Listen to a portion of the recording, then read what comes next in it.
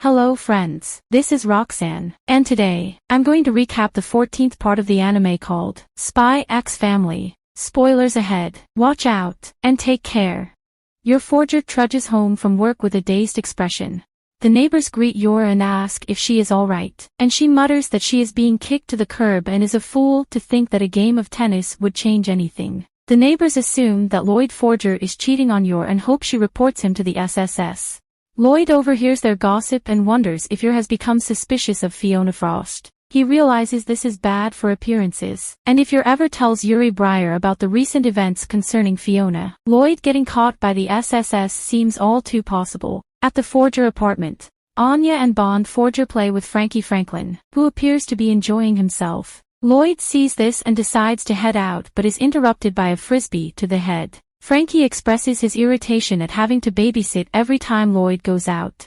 Lloyd explains that he has to clear up the misunderstanding about his relationship with Fiona to Yura. Frankie tells him to do it at home, but Lloyd says there are certain things he cannot discuss in front of Anya. Lloyd decides to pay Frankie for his help, and Frankie quickly changes his tune, taking Anya and Bond to the park. In the evening, Lloyd meets up with Yura, who apologizes for being kept late at work, which he brushes off. Lloyd explains Yura that he thought it would be nice to go out for a drink with his wife and takes her to a bar. Inside, Yura gets a Red Queen cocktail while Lloyd has his usual scotch. They then toast to her hard work with Anya and housekeeping. Yura wonders what this is all about, feeling that Lloyd has something he wants to say to her but quickly concludes that he will be replacing her with Fiona.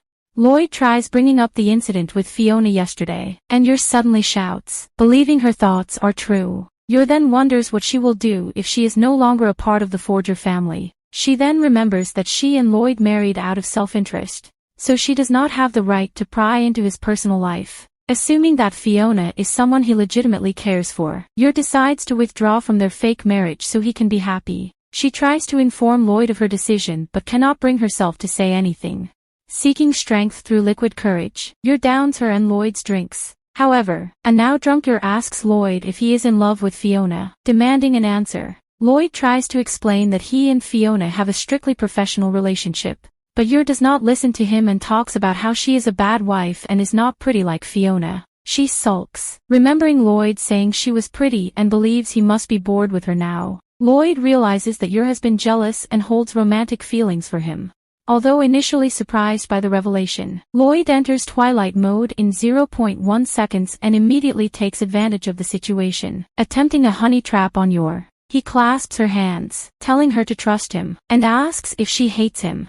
Yura is surprised by Lloyd's sudden advances, and her heart starts racing. Lloyd tries asking her to be his real wife but is cut off by an embarrassed Yura kicking him in the chin, and he goes up in the air. Lloyd lands on his feet, seemingly unaffected, and the onlookers applaud. However, he starts to wobble and reads Yura's powerful kick as a rejection rather than bashfulness, concluding that she did not have romantic feelings for him after all. While Yura frantically apologizes to Lloyd, he tries to make sense of the situation.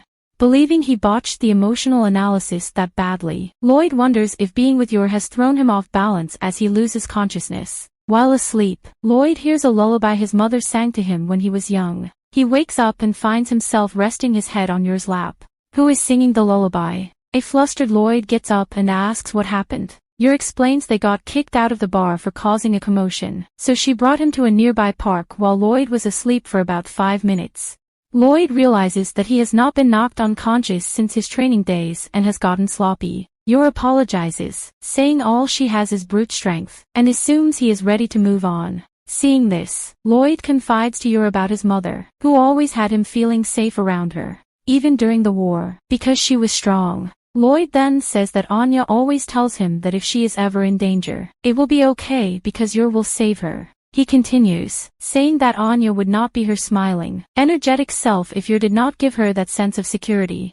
Lloyd thinks about how the agents of the state have been working hard to rebuild the world with their blood, sweat, and tears, but that strength is what will finish the job. Lloyd assures Yura she is an incredible mother and has no intention to replace her as Anya's guardian. Yura says she is not an expert, as all she knows is what she learned from looking after Yuri. Lloyd says she is right because Yura has been parenting since she was a child. She is second to none. He tells her to have more faith in herself, which is why he hopes she will continue being Anya's mother and his wife. Yor tears up, and she accepts Lloyd's proposal. They decide to head home, and Yor says she will make them some hot tea when they return. Back home, Anya waits for Lloyd and Yor to return and notes how late they are, suggesting they are shacking up together. Frankie asks where she learned that phrase, and she says most of it was from Becky Blackbell. Frankie then asks if Anya likes her parents, to which she replies that she loves them. Lloyd and Yor return shortly after, and Anya and Bond rush to greet them. Anya asks if they were smooching but stops when she sees Lloyd with a swelled-up chin and an embarrassed Yor behind him. Frankie bursts into laughter, and Anya calls Lloyd a chin monster. Yor laughs to herself as Frankie picks up Anya, who tries touching Lloyd's chin. While serving everyone tea, Yor thinks about how she was just as surprised as everyone else when she married. As Yuri was the only attachment she ever had, she never imagined finding a place with the Forgers that she was so unwilling to leave behind. The next day, Yor wakes up and is surprised by Lloyd's swelled chin. Lloyd is shocked that she forgot everything that happened yesterday, and they end up having the same conversation all over again. Damien, Emil, and Ewan look at the school bulletin and see that the Imperial Scholar get-together will start next week. Although the event has nothing to do with the boys, they eagerly discuss how they will eventually become Imperial Scholars. Peering from the corner, Anya watches the group and recaps her goal to become an Imperial Scholar and help Lloyd Forger with Operation Strix. However, Anya has given up on earning 8 Stella stars. Discouraged by her lack of progress in academics and sports, Anya resolves to plan B, befriending Damien, which is not going any better. While Anya thinks, the boys see Anya staring at them. Damien tells her to stop staring, while Emil tells her to go away. Anya expresses her frustration, and Becky appears and does the same, albeit for a different reason. Becky says she knows how Anya feels as love is hard to communicate. Her statement prompts Anya to think about what she loves: Lloyd, Yor, peanuts, and cartoons. When Anya connects it to Damien, she bluntly denies it, and Becky assumes she is being bashful. Becky decides to help make Damien fall for Anya. She says boys are easily fooled by outward appearances, so if Anya dresses up all cute, Damien is sure to fall for her. Thus Becky and Anya go on a shopping trip on the weekend. Martha, Becky's butler, drives the girls to the shopping center, where Anya is excited to be riding around in their fancy car. Becky complains about not seeing Lloyd when she picked up Anya and how tough of a rival Yor will be after seeing how pretty she is. Hearing this, Martha quietly discourages Becky from homewrecking. Becky compliments Anya's bag and asks what is inside. Anya produces a large wad of cash, shocking Martha. Before leaving, Lloyd had gifted the spending money to Anya, believing that forging a positive relationship with the Blackbells could have serious benefits. Anya wonders how many peanuts she can buy with the money, but Becky reminds her that they are shopping for clothes. At the shopping center, the staff from the clothing department line up to welcome Becky. A lady informs Becky that they have prepared a variety of brand new haute couture fashions for her. Anya is surprised by all this and asks Becky if her father is the Prince of Darkness. She then asks how much money Becky brought, who replies that she has never brought money anywhere in her life. Becky tells Anya that the store usually brings stuff to her house, but she was so excited to go shopping with Anya that she reserved the whole store. With that, Becky helps Anya find a look that even Damien cannot resist. Anya tries on various stylish outfits while Becky shares her thoughts. Afterwards, Anya gets exhausted and remarks that fashion is hard. Becky agrees, saying they cannot narrow down their options when they do not even know what Damien likes. Anya points out that she wears her uniform at school every day, so Damien will not be able to see her new clothes. Becky says all the halls throw parties at the end of the term, and students will be allowed to wear street clothes with the teacher's permission. Becky realizes that if the parties are open to parents, Lloyd will most likely be there. She shouts that she needs something too and asks a shocked Anya what look Lloyd prefers. Becky also tries on different outfits, wondering what Lloyd would like. After finishing, Becky concludes that she does not even know anymore and decides to buy them all. Much to Martha's concern and Anya's shock, Becky asks what Anya has decided on. But Anya tells her that she cannot look at clothes anymore, so Becky says they can check out the shoes. The girls check out all the accessories at the store while the boxes Martha carries continue to stack up. They stop at a cafe to rest and have sweets. Martha, covered by boxes, sternly tells Becky that she has bought too much. Becky remarks that Anya did not get anything. Anya says she does not even know what she wants, reiterating that fashion is hard. Becky looks quietly, then shyly asks if Anya had fun shopping.